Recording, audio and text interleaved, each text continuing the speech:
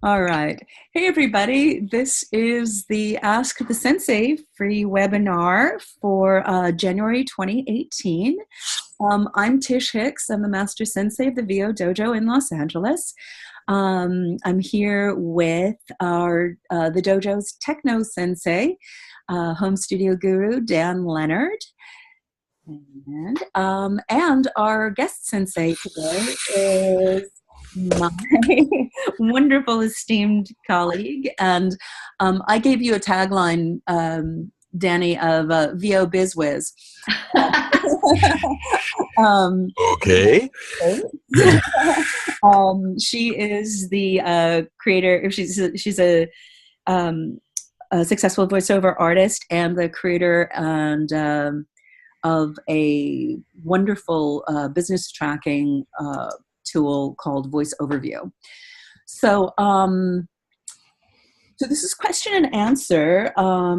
One of the things that I wanted to put out as we begin the year is how are you aligned for the new year? What are your questions or needs about how you can keep track of your business or what you need to be doing. So just putting out there a theme of new year, how do you get in alignment?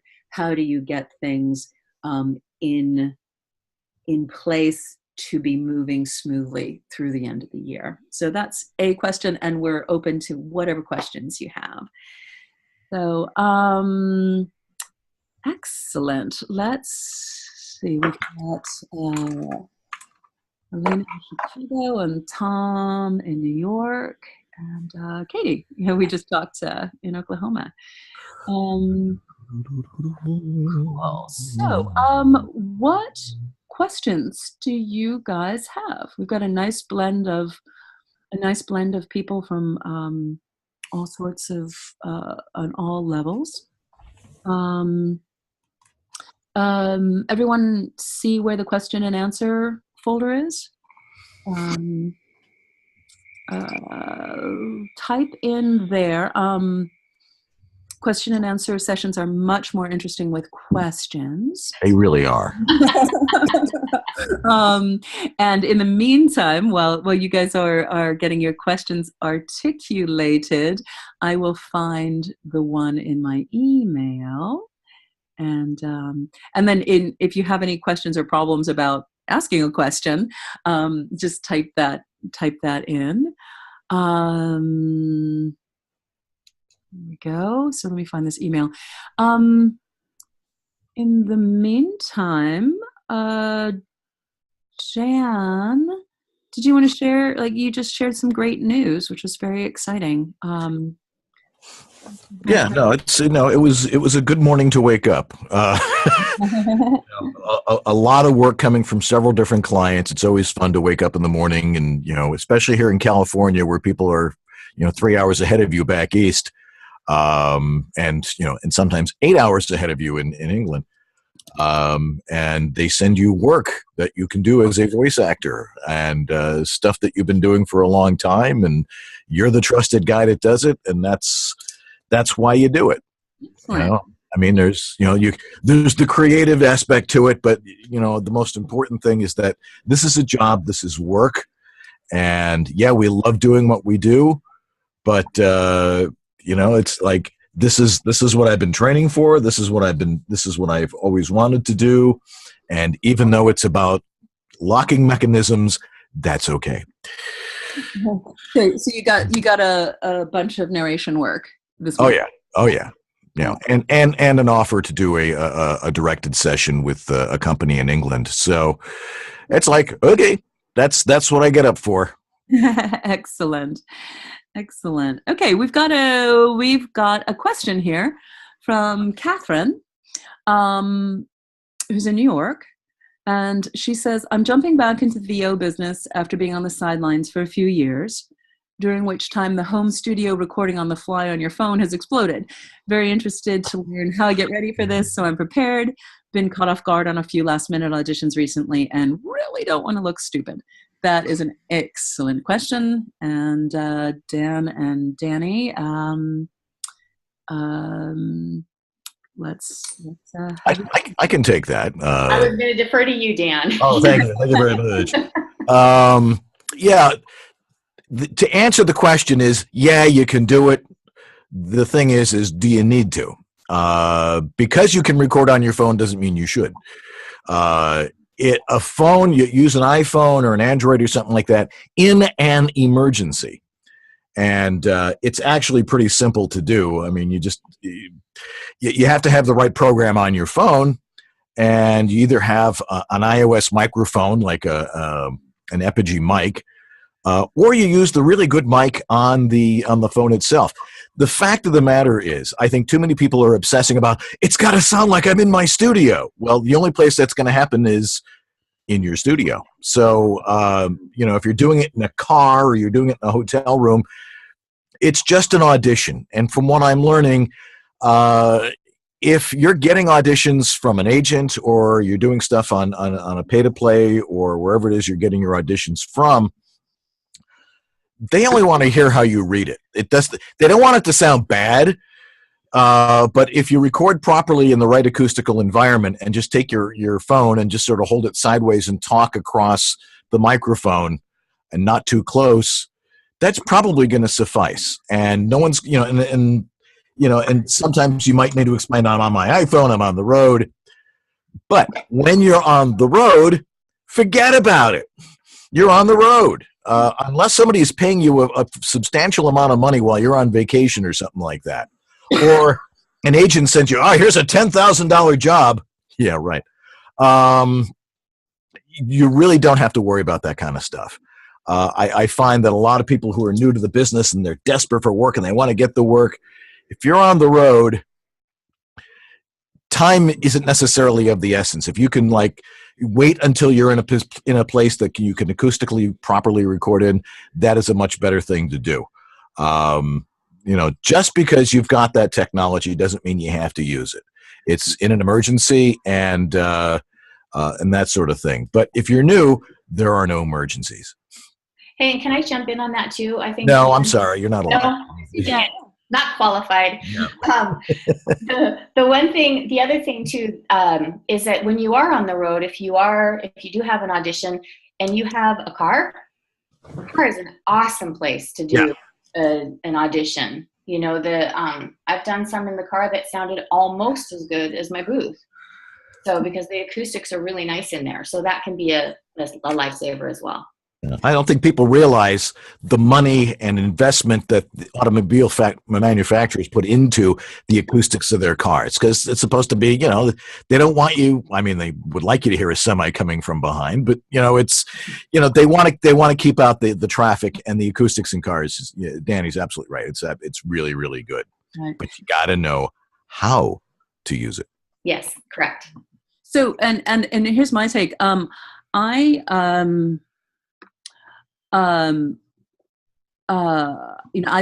booked major live announce gigs from under the blankets at a hotel room, auditioning, not getting the job that way. But so my philosophy is, and I also want to clarify that I think we're talking about on the road and on the phone. I have a feeling that Catherine's question is more when she was doing it. When she was doing it, you just went to your agents, and now you need to have some sort of setup at home, or the phone being one thing about. Yeah. Don't use the phone to do that. Right. But in terms of my philosophy is, if you're anywhere. How do you prioritize? You're finding the balance between what's going on in your life and what's going on with your work. And I think it is important, wherever you are in your career, to always have your voiceover work. Consider it like your child, right? You always have to have it on your mind, and you always have to leave time to pick up that kid, right? And some days you can call somebody else to pick up the kid, but to prioritize it as much as possible, but not get freaked out about it. If you're on vacation, either make a choice to be on vacation or set some time, but not to find a balance of that. Let's see. So in terms of Catherine, if you can let us know which part of the answers worked for you. This is good. And everybody has different ways that they approach prioritizing. Good. So let's, here's another tech question. Katie asks a question for Dan. I'm battling pops and clicks on my recordings. Do you recommend a windscreen over the mic, or should I just stick with my pop filter and focus on mic technique? Mic technique is the issue here. As you can see, I've here at my desk, I've got my mic set up the way you're supposed to have it set up. And I can say Peter Piper picked a peck of pickled peppers all day long, and you're not going to hear any plosives, because the diaphragm of the mic should be at about eye level. Your copy should be on here. I can use a visual aid here. The mic should be at eye level, and your copy should be behind it, so you have an unobstructed view of your copy, and 5 to 7 inches away, and pay no attention to the mic. You set your distance right, have the copy there behind you, behind the mic like that. And again, you can go Peter Piper picked a peck of pickled peppers all day long, if you can say that 10 times fast, and you will not have any plosives. It's a matter of mic technique. If you address the mic dead on, picked a peck of pickled peppers, that's when you get plosives. And that's why people use a windscreen. Except that a windscreen, in some studios, you'll find, they got them because they don't want people spitting on their mics. But if you've ever been in a professional studio, the mic is usually at about this height. They say they set it for you, and very, very, very rarely will they put it right in front of your face like that. They want you to concentrate on the copy, and so mic technique is really, really important. And you really don't need to invest in a pop screen. The pictures you see of people with pop screens are pictures, and headphones are pictures. Unless you're doing a directed session, you're not wearing headphones. There's a lot of mythology around pictures and examples of people doing voiceover, and in your home studio, none of that is really necessary. So what you're talking about, Dan, you're saying that an optimal way to set up your microphone is that it's above you. And right, and that the top of the mic, even though it's the bottom here, is at about eye level. Excellent. Maybe like at the bridge of your nose, because you're hearing me like I'm in the room with you, and this is this mic, so you can hear. The idea is not to get close to the mic. The closer you get to a mic, the more it will emphasize the lower frequencies of your voice. And while that might be good for the endorphins in your brain that love the sound of your own voice, it's not what they want when you send a recording into somebody. They want to hear you as you exist. And this is the conversational distance at ear level, and so I think people need to understand that. Excellent. Which is why I'm saying it. Good. So great question, great answer. Let's see. I'm gonna come back to your question, Barry, because I wanna get some of the other lines of thought going. So I'm going to go to Tom's question. In creating new relationships with potential clients, but without direct references, what are some do's and don'ts for getting connected for the first time? And that kind of takes us into this business relationship question. And we'll come back to your tech question, Barry. So, Dani, why don't I put that out to you? What's your take on this?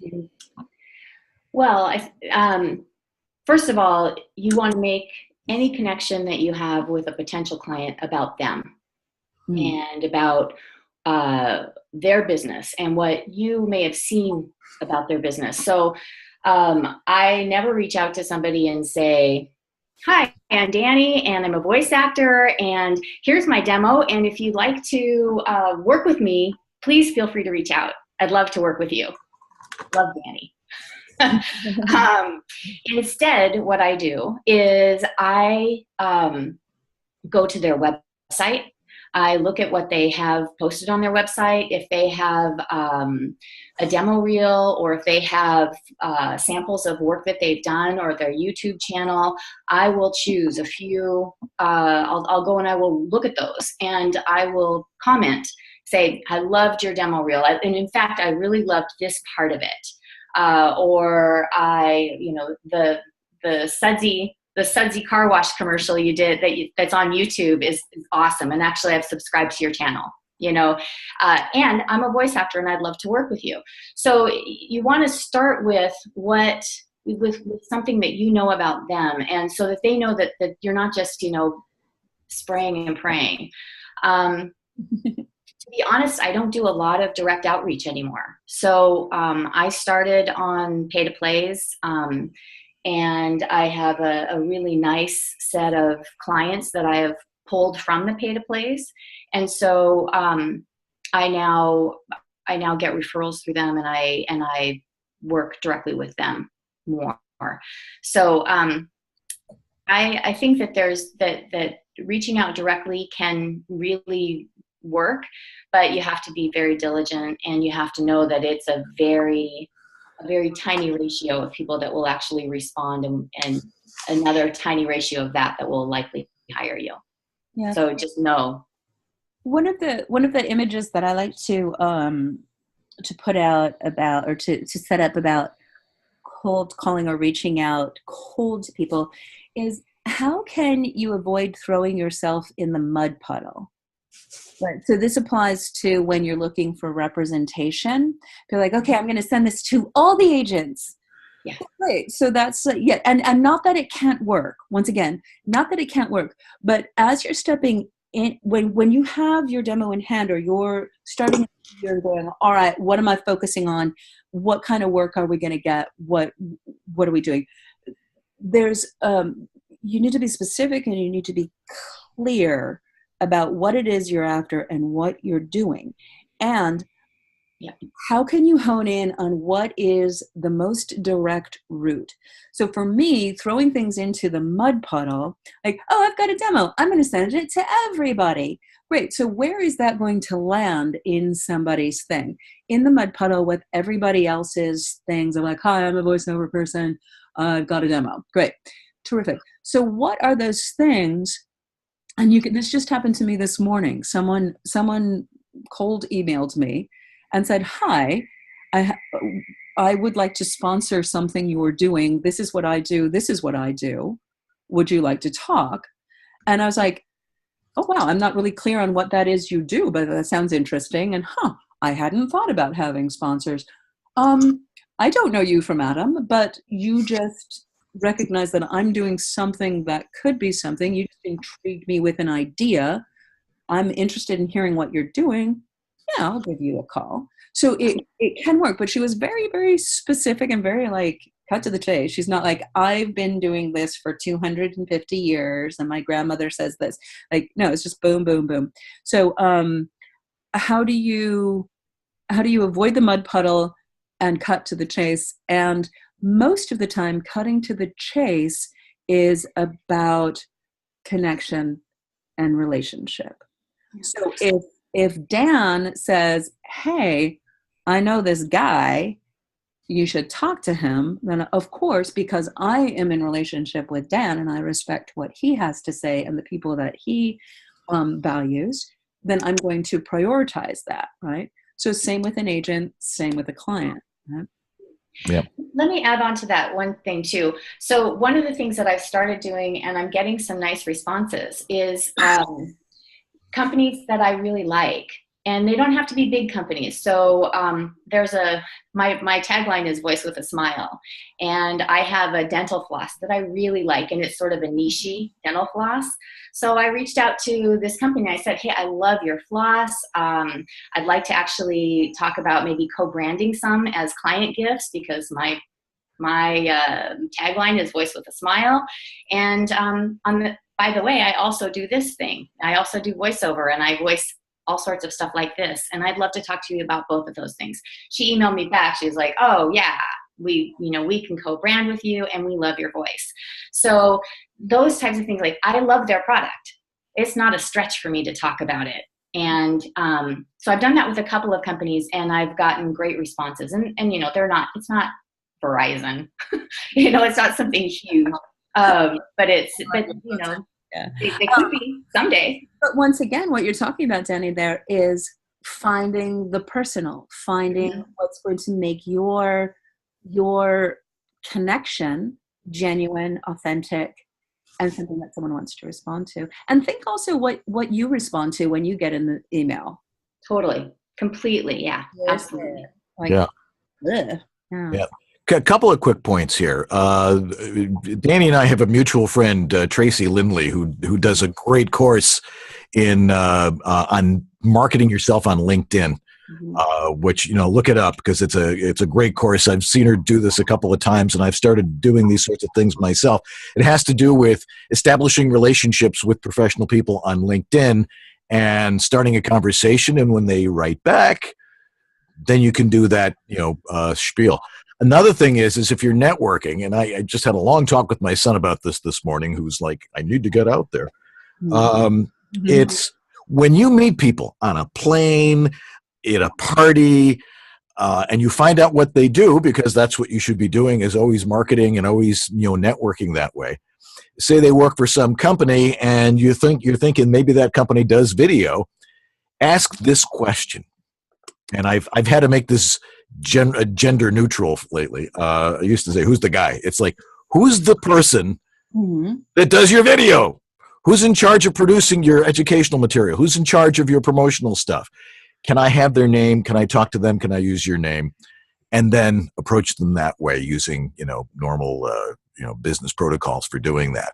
But they're the people that do the hiring, so that's who you need to talk to. Right, and I think in general also, the first thing that Dani said: how can you help them?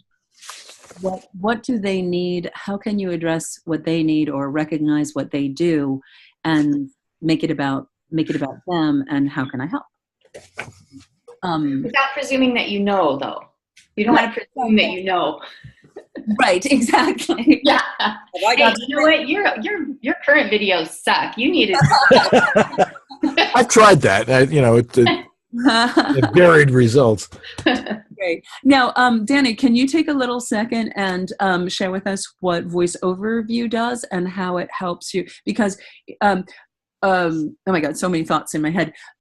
Because if you're in the process of articulating who you want to work with, and then you start reaching out to people, there's this whole other layer of how do you create something useful, and how do you, and I think manage it.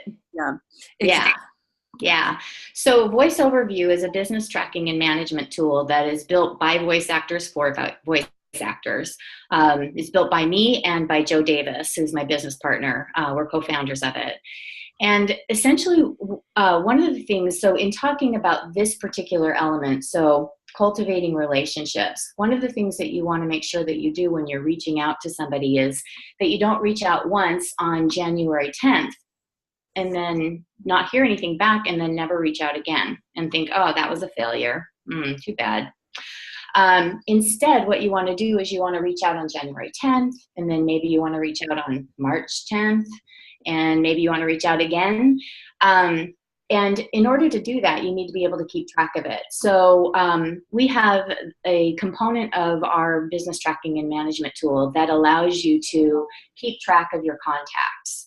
So when you reach out to Joe at ABC Company, you can create a contact for Joe in VoiceOver View, and then set a reminder that in 2 months I want to reach out to him. And you can even include in your reminder what your original email was, what your original email content was, so that you don't repeat it.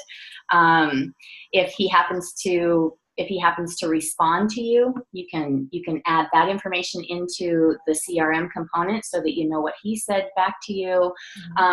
And that's how it works. So it allows you to keep track of as many contacts as you have.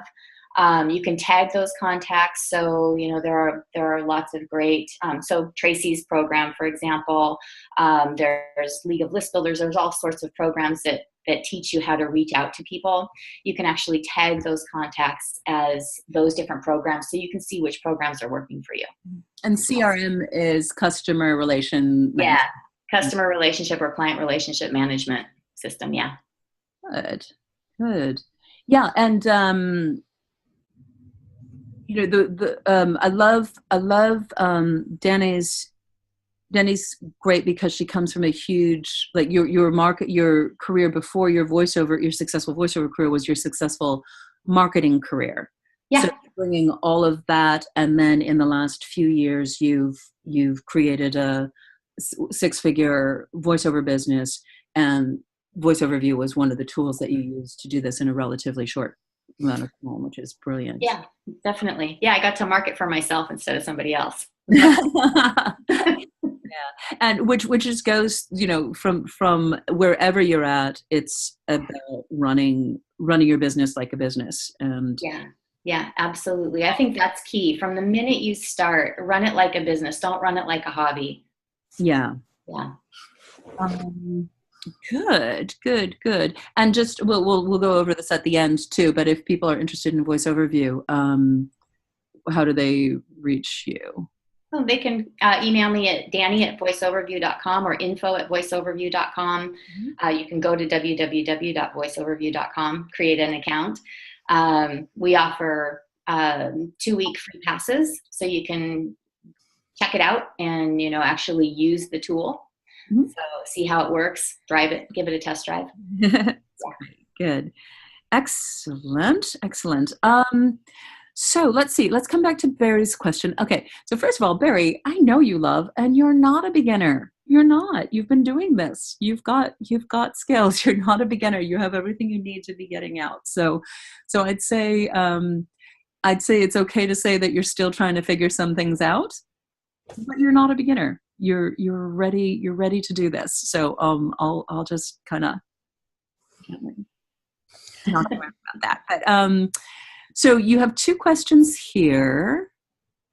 I have an idea of the type of genre I should focus on, and I'm going to focus on your home studio thing because we've got Dan here, and also we not hearing your voice in this context and not knowing anything.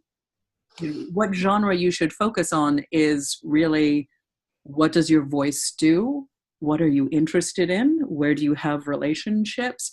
There's a sort of a lot of variables. And also just in general on this question, if you're stepping into this, it's kind of the equivalent of someone saying, hi, I want to start a business. What kind of business should I start? Like, I don't know you. What do you like? What are you good at? What do you, so just even the mindset shift of not asking other people what you think you should do, but getting information and you forming your own opinion, what you want to do in the world. And going forth with that, I would like to do radio imaging. I think I have a voice, what is your opinion, person in radio imaging? That's effective, right? So that's the answer to that question. Now here's the tech questions from Barry, and I think there's a couple of other people. As far as building a home studio, that's not. That's not a huge requirement. He's saying it's not a huge requirement right now since he hasn't received a lot of training. But apparently he has. So it's time to probably get that going there, Barry. I think more your situation, Barry, is that you work in a place where you have access to a booth. So, but here's another question. So if you had to build a home studio, and I think this goes back to Catherine's question as well, if you had to build a home studio, generally how do you approach it? And Dan, I know we're if you're in Los Angeles or the LA area, we are doing a 1-day intensive called You Should Have a Home Studio, where Dan's going to go over all of this. We've been planning on doing it live, but let us know if it's something you're interested in. We can talk about figuring out how to get folks other places involved. But so in general, how would you approach that. Obviously, we're going to spend 4 hours on the 21st of January talking about it, but yeah, and hopefully we can do a live webinar on that as well, and do the same presentation and make it interactive that way. But where to start? Well, the first place to start is to find a place that will save you about $7,000 to $10,000, and that's a good closet. If you've got a closet, you've got a walk-in closet full of clothes, that is going to probably suffice as a good place to record. It's got to be. You've got to have a little bit of room, but you got to have a lot of clothes in there. And if there's any other little echoes and stuff like that, that can be dealt with. I think some. Wait, you muted me. I'm sorry. I am on. Okay. Anyway, what you want to do is, if you have something like that, an interior closet without an exterior wall on any sides, that's gonna be an optimum place for you to start. And then the idea is that some people say that, well, it might interfere with my life, I need to use the closet, and it's like, how dedicated are you to doing this? And if you're going to be upsetting other people who are doing that, then they're not really supporting you at what you're doing. And so closet is a great place to start. If you don't have a closet, try and find a quiet room in your house to get going with. You don't need an expensive microphone, because there's no microphone out there that's going to improve the way you perform. There are microphones that might detract from it that are like under $100. So don't buy those. You want to have a good microphone. The thing is the better microphone you have, the more critical the area in which you record becomes. And you want to have a very quiet place that has very little resonance in it. And it's something you have to hear and understand before you can really just build it and say, here it is. You really need to talk to somebody who knows what they're talking about as opposed to what it's supposed to sound like. So I can just point to me because that's what I do. And one of the things I offer on my website, homevoiceoverstudio.com, I have a specimen collection cup there.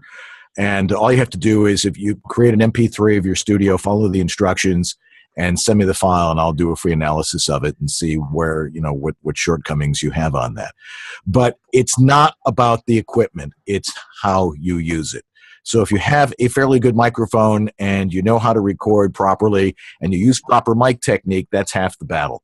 But you got to learn what's proper mic technique, what is setting proper levels, that sort of thing. So don't obsess about the equipment right now. Try and find a place to record, and if it's insufficient, then we can work on, some way to improve it. Mm-hmm. I love what you said about finding the space and dedicating it to. One image that I love about, when you're doing this, you're thinking of this whole, where you want to think of this whole journey, this whole progression from I don't know to working pro as a gestation period.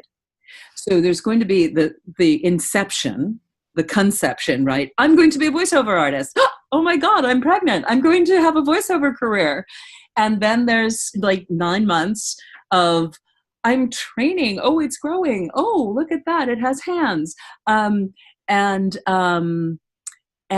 at some point it's going to be born, and you need a place to put it.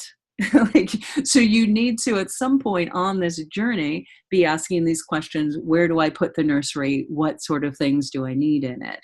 But I think what Dan's saying is you can put the baby in the drawer in the dresser with some cushioning, right? You don't need a crib with golden things on it, right? But that's a really interesting way to be thinking about it. And then where's the space for this work in your life? And I think it also is kind of good, a good metaphor in terms of like all the crap you can get for a baby that you don't need. But what I love about working with Dan is that he's very interested in making sure that you know what you need.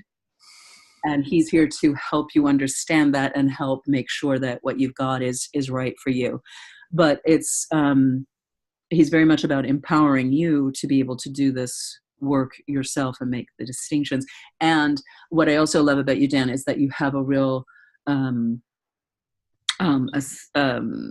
aesthetic or value of what's the simplest, most affordable, most efficient, most elegant way, and most simple and affordable and effective. Effective is the third E way to get what you need done. So that's very good. Cool. So let us know in the chat if you're in another city than LA and are interested in that home studio thing, because we can figure out how to make. Can I pop in for a second on that? Of course, yeah. Yeah. So when I started 4 years ago, I was in a closet, just like Dan describes. I do think that it's a good idea to, if you really are committed to it, then you need to probably take a closet and move some stuff out of it even, or, move some stuff away from it so you can leave your gear in there versus pulling it in and pulling it out all the time. Mm-hmm. But, I started with a $150 mic and a little $150, I think, interface, a Scarlett 2i2. And, for my first year, that's what I did. And I booked a ton of work with that equipment in that little closet.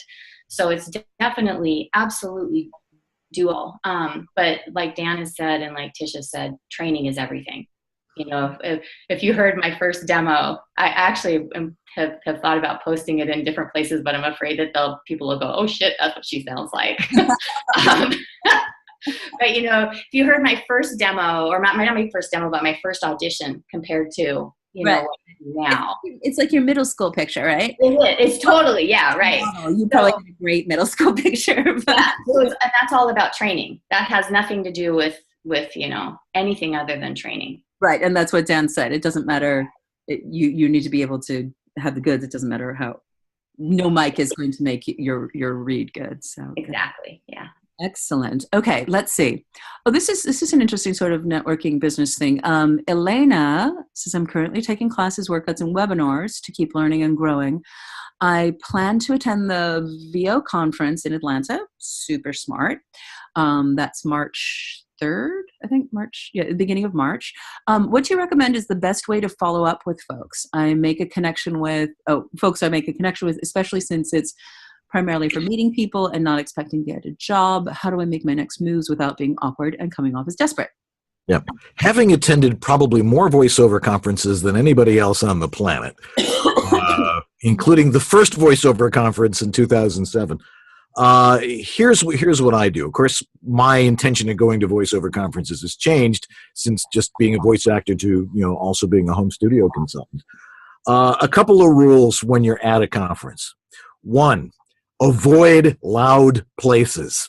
That's the worst mistake you can make, is go into, the karaoke stuff and all the other things that go on. You're out of business for a week because your voice is going to be gone. And you want to be able to have quiet and intimate conversations with people.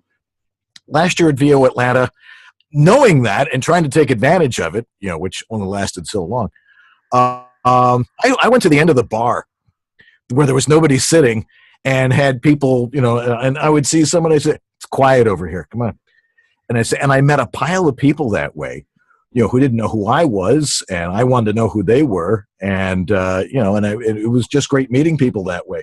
You're not going to meet a lot of people who are going to hire you at a voiceover conference, except if you happen to be talking to an agent that might be there, or a casting director that might be doing a session there, in which case, there might be 2 or 3 of those people at a voiceover conference. And, there may be 500 people at VO Atlanta, and they're not going to want to talk to 500 people. I mean, they will all at once, but they're not going to try and talk with each individual person, although they're going to talk to as many people as possible. So use the connections you have at a voice conference. One, talk to all the vendors, because you'll also find people who are good trainers and they might have products. It's also a place to make some connections with people, and that's why they have the vendor area. But you go to a conference like that with the intention of making friends, because there's nothing better than the voiceover community. I mean, we're not face-to-face actors. We're not in the casting lounge together staring each other down. It's anonymous, and therefore we support each other and we work to help each other. And so it's easy to make friends because you have something incredibly in common with people like that. And it's always been the case. At the first voiceover conference, they threw us in a room for the opening reception, and they couldn't get us out. Like, hey, I know you. Oh, we met online. Oh, I read your stuff. The conversation hasn't stopped. It really has continued for the last 10 years. Yeah, and I think that's really, this also goes back to understanding what you're there for, and then I want to, it's about relationship. It's about stepping into the community. I think sometimes when you come to your first conference, and Atlanta has become a pretty substantial. There's a lot of stuff going on. So it's kind of like that scene in Willy Wonka where he opens the door and it's all of the candy and the chocolate river and whoa, and you can grab anything you want, right? So just stepping into the community and recognizing and allowing yourself to be there. If you're going to a voiceover conference and your intention, even if it's just an inkling of, I want to do voiceover, then go and say, hi, I'm a voiceover pro. I'm right at the beginning of my journey. I'm a student. Talk about where you are in your journey. I'm going to be a parent. I'm 3 months pregnant. Okay, great. I'm going to talk to you differently than I am someone who has 3 kids, and what are the issues there, right? But when we do our Dojo Pro Fight Clubs, which is our working pro level workouts that we do twice a month, once virtually, one live, we bring top-notch talent together with the decision makers who hire us. The criteria for playing is that you have a demo, you're repped, and you're booking. If you're in the Mystery and Mastery program, you start participating in that. But here's what we say at the beginning of those: we're all working pros. Some of us just haven't stepped into the ring. So that's the mindset that you go there. And people in the voiceover community love to help. They love to help. It's a very generous thing. So just go and be, if there's moments where your inner critic or your unsureness or whatever, through the newness, awkward and coming off as desperate, you got nothing to lose. There's nothing to be desperate about because you got nothing to lose. So just go with that earnestness and go to make friends. That's and be yourself. Be yourself, yes. But go. It's a great thing to step into the community. Anything to share, Dani? Because that's where we met. Dani and I met at a WOVO conference, World Voices, which Dani is also creator of. That's how we met. A couple, I don't know, when was that? 3 years ago? 3 years ago, I think. Yeah. And I just, everything that Tish said, absolutely. And, you're never going to come off as awkward or desperate if you're yourself, unless you are awkward and desperate in your entire life. So chances and are, if that works for you, then carry on. If it works for you, do it. But, authenticity, be yourself. Be yourself. And, when you follow up with people, be yourself. Mm-hmm. That's it. Yeah, one of the things I say here is, it's who you know. And that's it. That's it. So get to know people. So good. Now, the one caveat that I will say about conferences is that they can be expensive. Mm-hmm. So you need to fit them into your business plan. One of the things that Dan says that I love, say the thing you say about investing in your equipment. You don't buy great equipment to get work. You work to get great equipment. Right. So you start and then you start booking jobs. And then I would imagine from her $300 setup, Dani started booking jobs, and then she was able to buy a different mic, and then she has a whisper, right? So I think figuring out, I think you should, as you're approaching your career, allot something in your budget to be part of things that get you into the community, and whatever bang for your buck you can get, right? Because there might be a smaller thing happen, like the WOVO is doing smaller conferences, right? Where is that this year? We're thinking about doing one in Toronto. It's not a definite yet. And then the big one's in November. Big one is in November in Las Vegas at the Tropicana. But but it's a matter of understanding that the value you get from the however much you drop, it's not inexpensive, but the value you'll get will keep on coming back to you. But budget for that, and don't let it stop you. But also, don't just spend all your money going to conferences, because it can be really expensive. And as you're making money, then invest it into the opportunities. So, yeah. And don't go to conferences if you want to be a voiceover groupie. It's how many people have, Dani and Tish and I met. They're like, I really want to get into voiceover. And how long you been? Well, I've been taking classes and, for about 5 years. And I'm like, if it hadn't happened for you yet, try, you might want to look at something else. We never try to discourage people. We just try to look and see where have you been? What have you been trying to do? And what are the actions that you're taking from what you met? At this conference, I met this person who was offering the training that was exactly what I needed to get to here. Right. At the conference, I met that casting person. Now I am in relations.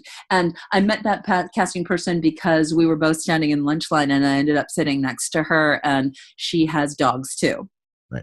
And the most important stuff at voiceover conferences takes place out in the lobby, where you're meeting with people and you're having conversations with people. It's great to go to the classes, and hear what people who are really experienced are doing and how they do it.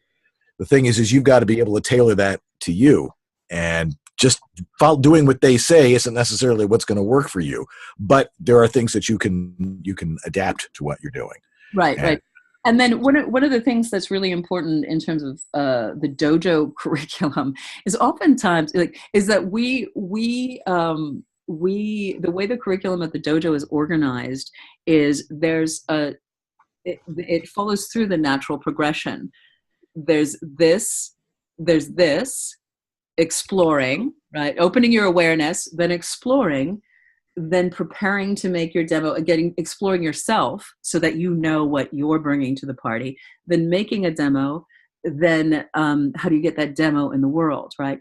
So sometimes at conferences, you're getting information that's about things that are like calculus when you haven't quite learned your multiplication tables. So that's great, especially if you like math and go like, oh yeah, I get that. 5 times 5 again. What was that?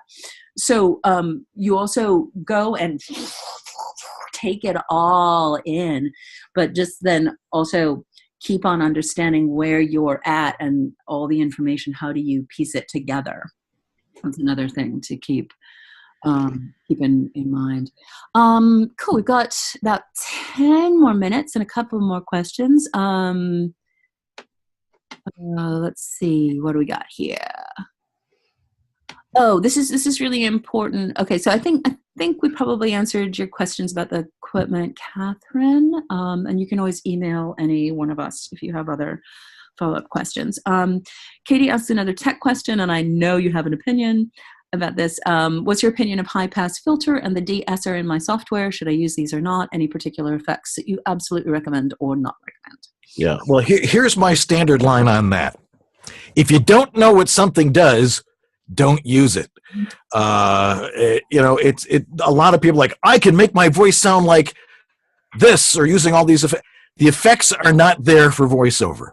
Trust me. They are there for people who are creating soundtracks for things, or doing like an interview documentary type of stuff.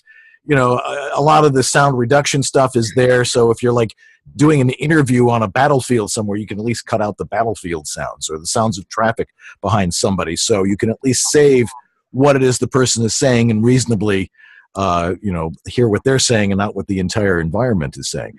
But as far as a high-pass filter and a de-esser, my philosophy is always solve the audio problem physically.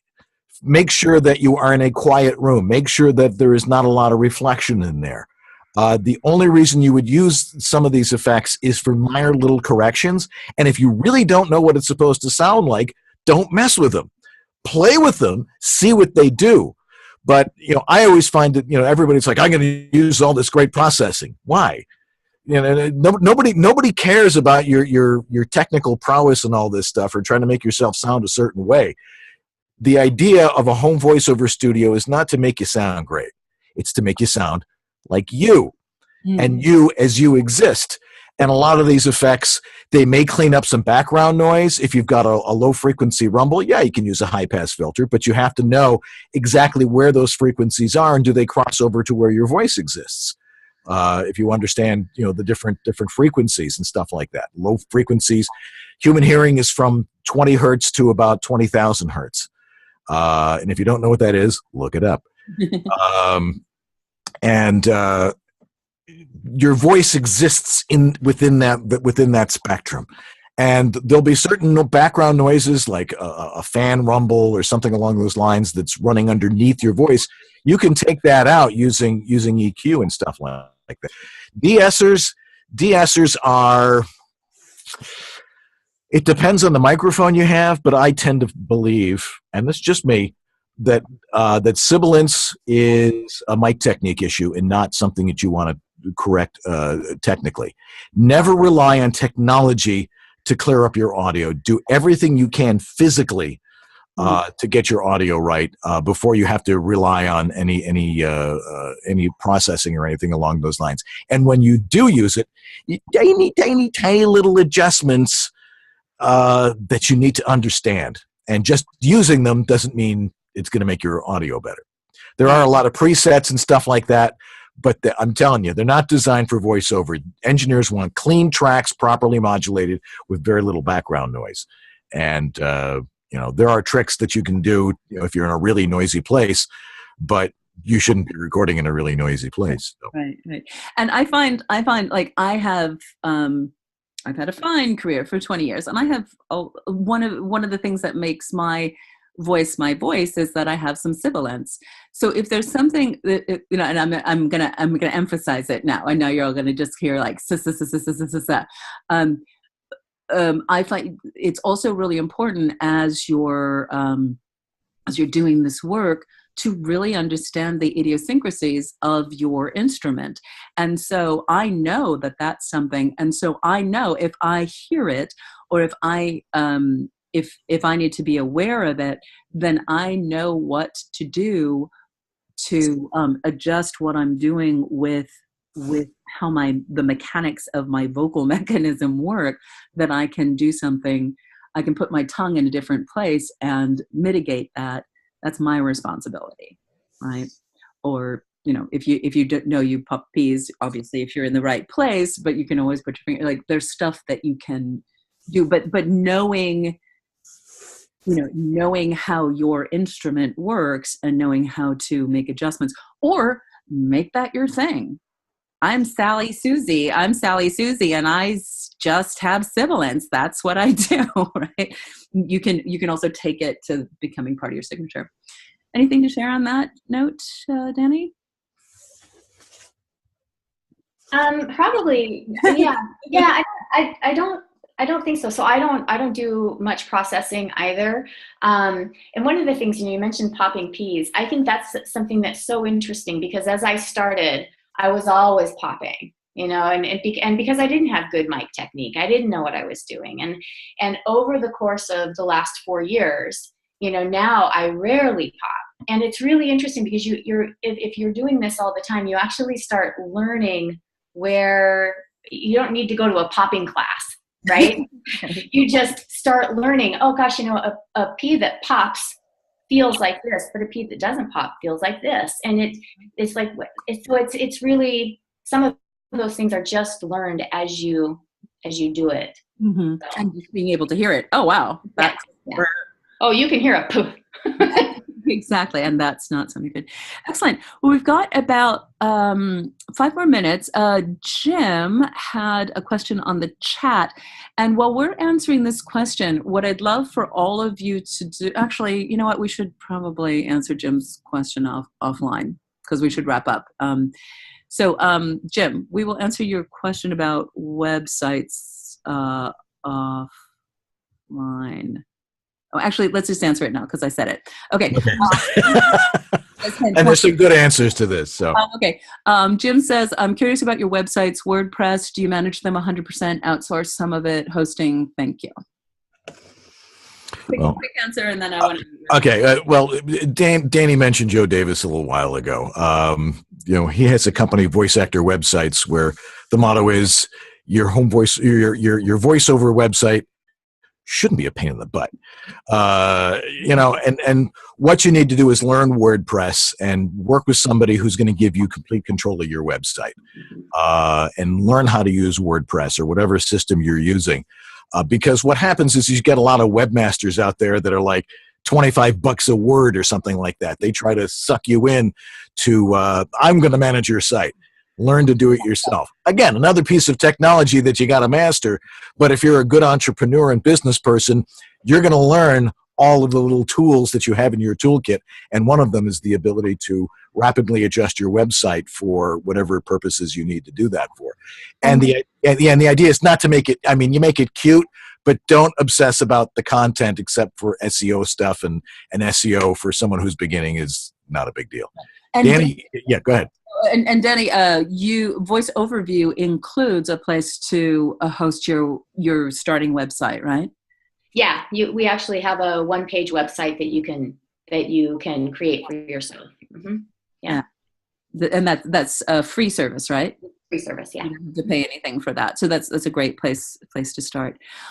Excellent. So we got a couple of minutes. I'm going to tell you about stuff that's coming up.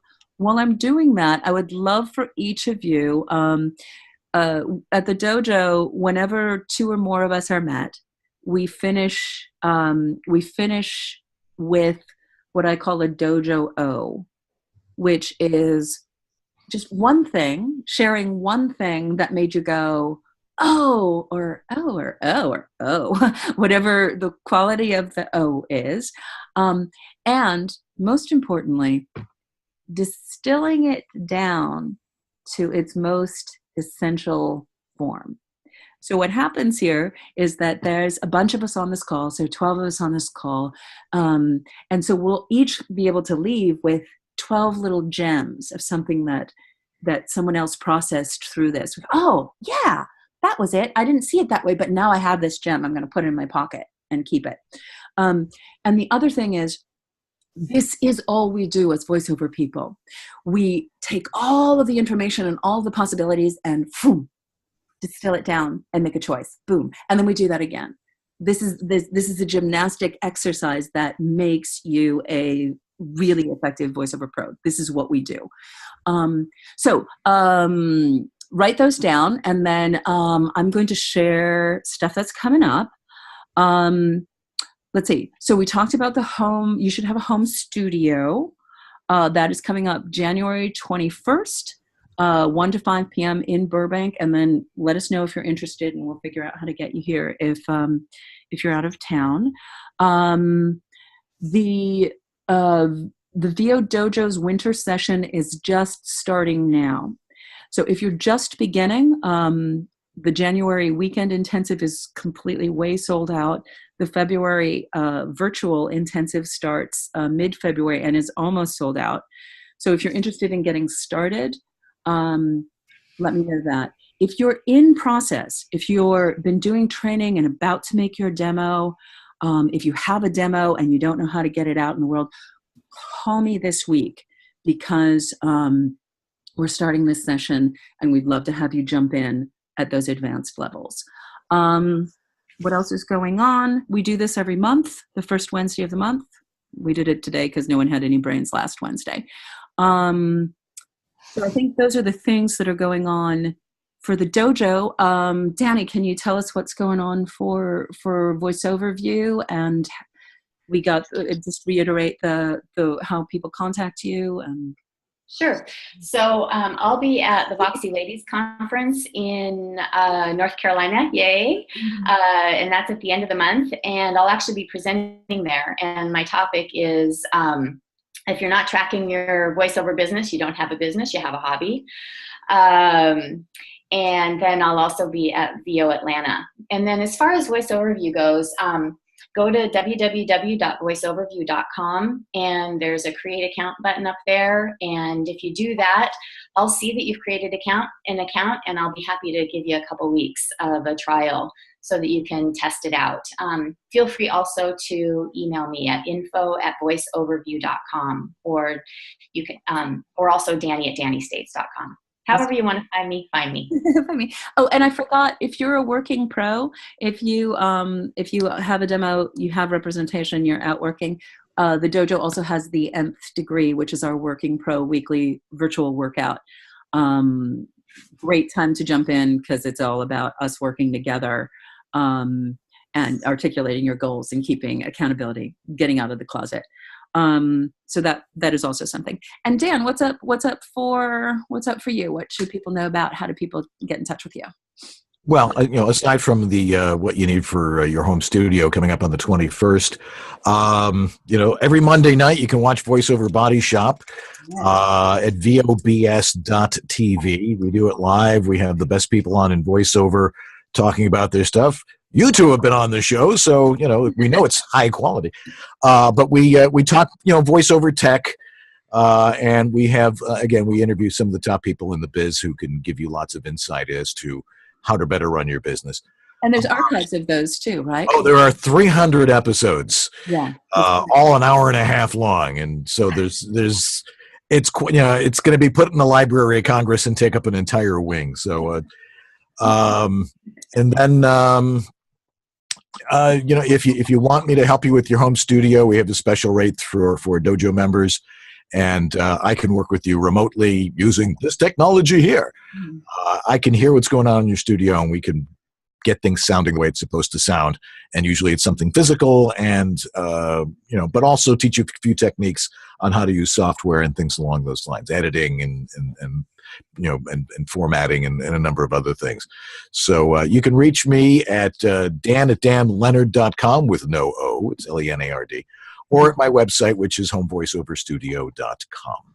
Yes, excellent. Well, guys, it's just a little after 11, but thank you both for sharing your expertise and your insights. Thank you all for being here. Really encourage you to put this on your calendar. We're here, and we will be having a different special guest